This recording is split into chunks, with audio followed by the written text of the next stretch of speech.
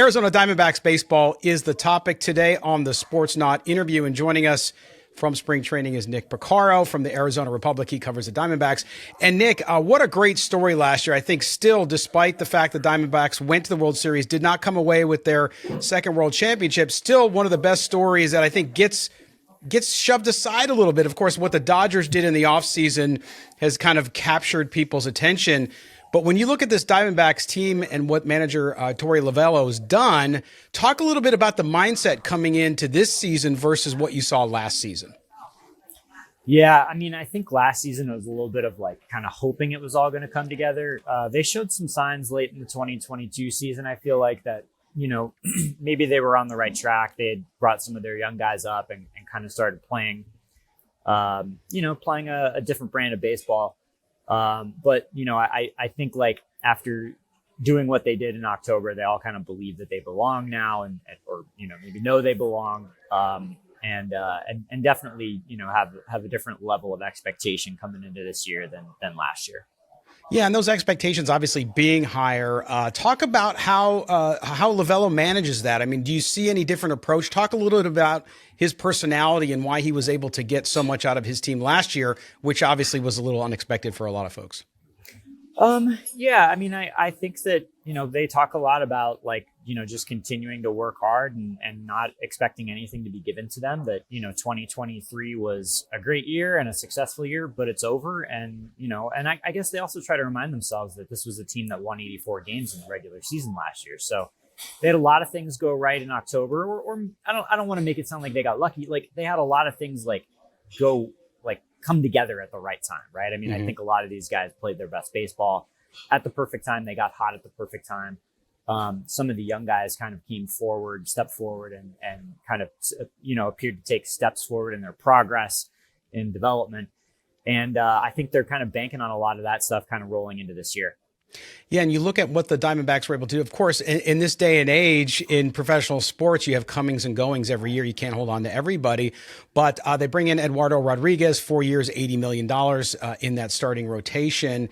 Talk about a little bit of what the Diamondbacks, where they got better and perhaps where they lost some key folks, where it could be significant for them as they look at trying to keep up with those Dodgers in the National League West. Yeah, they didn't really lose anybody that they didn't replace. So, I mean, I think they're in a better position this year with their roster. I think that they're a little bit more, I think that whatever weaknesses they may have had, they kind of address them. Obviously they have to stay healthy and guys have to perform to the level you expect, but you got to like the way that their roster shakes out now compared to where it was even in October when things were going great. So they've upgraded third base. They brought in Eugenio Suarez, a kind of a proven power hitter. He's going to strike out a lot, but he's a pretty decent defender and he's going to hit you some homers and drive in some runs.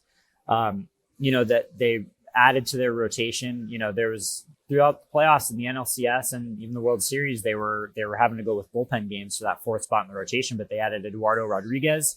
He kind of slots into the 3 spot and it bumps Brandon Pfaadt back to the 4 behind, Zach Gallen and Merrill Kelly at the top. And then they brought back Lourdes Gurriel to, handle left field again. And then they brought in a couple of veteran guys who kind of look like they're going to maybe be a bit of a platoon at DH in Jock Peterson and Randall Grichuk. So, I mean, it's a lot of proven players, a lot of established guys. I like I said, I just feel like their team on paper looks better. It was a decent offense. It was a decent pitching staff. And I just feel like, there's reasons to believe that they can take steps forward. Yeah, and I think they're getting a little bit shoved aside because of what the Dodgers did. And of course, I mean, the Dodgers signed too big. Now you can understand what they've done, but man, I'll tell you what, that Diamondbacks roster, when I look at it, some of the questions I look at, and I'm sure you're getting answers to as you watch spring training unfold, which is who's going to start in that number 5 spot? And then from a closer perspective, what does it look like so far? Well, the closer is definitely settled with Paul Sewald. They traded for him, last trade deadline. He came in and kind of solidified everything in the bullpen. It seemed like once he arrived, like kind of everybody kind of settled into different roles and the bullpen kind of became more established. The back of the rotation, I'm not sure. I think it's probably between Tommy Henry and Ryan Nelson. If you had to pick based on results so far this spring, you'd go with Nelson. But, Tommy Henry's been a little bit more of a reliable guy. in, the games that he started at the big league level the last couple of seasons, just kind of keeping the Diamondbacks in games, not necessarily dominating, not like striking out a bunch of guys or pitching super deep into games, but you look up and it's 5 innings, it's 2 or 3 runs, it's competitive. That's probably the guy that I would look at as probably the most likely to win that job. But there's still a few starts left here in spring, and I don't want to say Nelson can't win it. Right. And with like you said, with that roster nice and solidified for the most part, who's surprising you though when we look at prospects inside the Arizona Diamondbacks organization? Who have you seen out there so far that people should keep their eye on? I guess probably the guy who said the best camp is Blaze Alexander. And he's been a name in their system for a while. A relatively toolsy infielder with some pop, some questions about, just how much contact he's going to make and, how he's going to fare against right-handers, but also some trouble staying healthy over the course of his professional career. But I do think he's closed up some of those holes. It seems like his approach is gotten better as he's gotten more mature. And, he's got some versatility. He can play short, he can play second, he can play third. There's really no place for him at the moment to get regular at bats. It's possible he wins a bench job. I would probably bet against it. Obviously Jordan Lawler is another top prospect that's right there too. So, I mean, it's going to be tough for Blaze, for either of those guys really to find their way up here and make an impact when you've got kind of established guys all across the infield. So we'll have to see how that shakes out. Yeah, it's going to be interesting, but I'm excited to watch them. I really like what the Diamondbacks continue to do as an organization. One last question for you, just because I haven't heard anything recently on it. What's the situation with the ballpark there in Phoenix and what the Diamondbacks are looking to do and stay, obviously, in the area?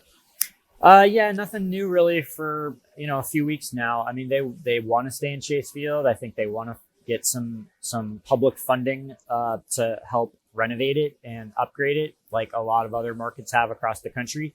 They're having a hard time here in Phoenix, Maricopa County or Arizona in general, whether it's getting money from the state, the county, the city. They're just running into opposition there. And kind of have made some comments suggesting that, maybe they'll have to look elsewhere if the time comes where, if they can't secure the funding they need. We'll see if that actually ends up happening. But kind of for now, they're still just kind of searching for the right package. Yeah, interesting stuff to watch. Of course, Phoenix continues to grow. Lots of things that need to be taken care of, so I can understand sort of the kind of current mood around Maricopa County and what folks are doing there. So appreciate it. Nick Piecoro from the Arizona Republic talking Arizona Diamondbacks. Nick, thanks so much for spending a few minutes with us from spring training, and we'll catch up with you down the line during the season. Yeah, man, no problem. Thanks for having me on.